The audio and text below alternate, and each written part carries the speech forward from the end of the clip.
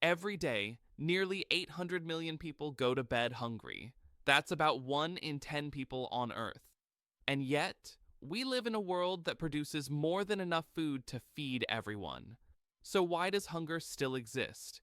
And what can we actually do about it? Welcome to HowExpert Tip of the Day, where we bring you real-world tips from our how-to guides on all topics from A to Z. If you want to learn even more in-depth strategies, examples, and insights on this topic, check out HowExpert Guide to World Hunger, available at Amazon, Walmart, Barnes& Noble, Google, Kobo, Apple, Spotify, and all major bookstores as an ebook, paperback, hardback, and audiobook. World hunger is one of the most complex and urgent issues facing humanity. It's not just about people lacking food, it's about systems that fail to deliver it, inequities that keep people trapped in poverty, and global challenges like conflict and climate change that make things worse. In this video, we'll unpack what world hunger really means, why it persists, and how individuals, communities, and nations can work together to end it for good. First, hunger is about more than an empty stomach. When we talk about hunger, we're not just talking about missing a meal. It's a long-term lack of proper nutrition. Chronic hunger leads to stunted growth in children, weakened immune systems, and limited cognitive development. It affects learning, productivity, and even a person's ability to escape poverty. For example, a child who grows up malnourished may struggle in school, earn less as an adult, and pass that disadvantage on to the next generation.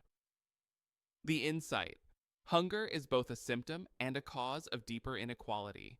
Ending hunger means breaking that cycle. Second, the world produces enough food for everyone, so why are people still hungry? This is one of the great paradoxes of our time. Globally, we grow enough food to feed more than 10 billion people, more than the entire population of the planet. The problem isn't quantity, it's access and distribution. Massive amounts of food are wasted due to poor storage, supply chain issues, and consumer habits. Meanwhile, conflict, inequality, and rising costs make it impossible for millions to afford the food that's available. Imagine a world where one side throws away leftovers while the other side starves.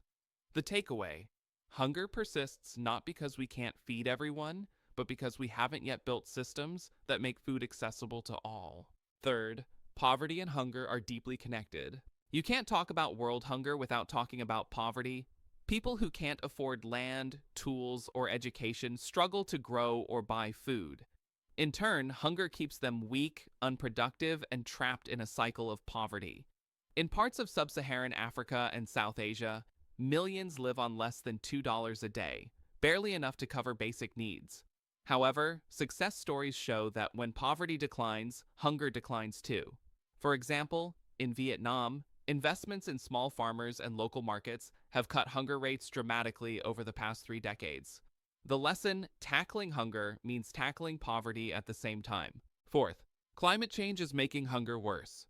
Extreme weather, droughts, floods, and storms destroys crops and livestock, especially in regions where people depend on farming to survive. Rising temperatures reduce harvest yields, while shifting rainfall patterns make it harder to predict planting seasons. In places like the Horn of Africa, repeated droughts have wiped out food supplies and forced entire communities to migrate. Climate change doesn't just affect the environment, it affects dinner tables. The insight here is simple: fighting hunger requires fighting climate change. Investing in sustainable farming, drought-resistant crops, and resilient food systems is key. Fifth, conflict and instability disrupt food access. War and political instability are among the biggest drivers of hunger today. When conflict breaks out, farmers can't plant crops, markets collapse, and food shipments are blocked. The United Nations estimates that nearly 70% of people facing acute hunger live in conflict zones. In Yemen, for instance, ongoing civil war has left millions on the brink of famine. Food becomes a weapon, and civilians pay the price. The takeaway: peace and food security go hand in hand. Without stability, even the best agricultural programs can't succeed. Sixth, women play a crucial role in the fight against hunger. Women make up about half the agricultural workforce in developing countries, but they often have less access to land, credit, and education. Studies show that if women farmers had the same resources as men, they could increase crop yields by up to 30%, potentially feeding an additional 150 million people worldwide. Empowering women with equal opportunities isn't just fair, it's one of the smartest and fastest ways to reduce hunger.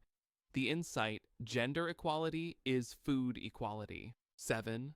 Ending hunger requires global cooperation and local action. No one can end hunger alone. Governments, nonprofits, farmers, and everyday citizens must all work together. The United Nations Sustainable Development Goal number 2 aims to end hunger by 2030, focusing on sustainable agriculture, nutrition, and resilience. Yet, some of the most effective solutions happen at the community level, like school lunch programs, local food banks, and urban gardens that feed neighborhoods. For example, in Brazil, a national zero hunger initiative combined local food production, school feeding programs, and income support to cut hunger nearly in half in just a decade. The takeaway: global vision plus local action equals real impact. In a small village in India, farmers used to depend on unpredictable rains for their crops.